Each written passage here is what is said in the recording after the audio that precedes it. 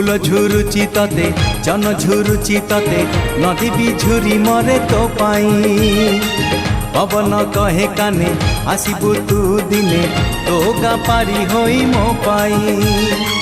सज तो सुनेली संध्या लाज तो रजनी गंधा सज तो सुनेली संध्या लाज तो रजनी गंधा दिन राति झुरे तो पाई हलदी बसंत चढ़े तू आल हलदी मुही सोरिषो फुलिया छिटो साड़ी लो तते भारी मानई।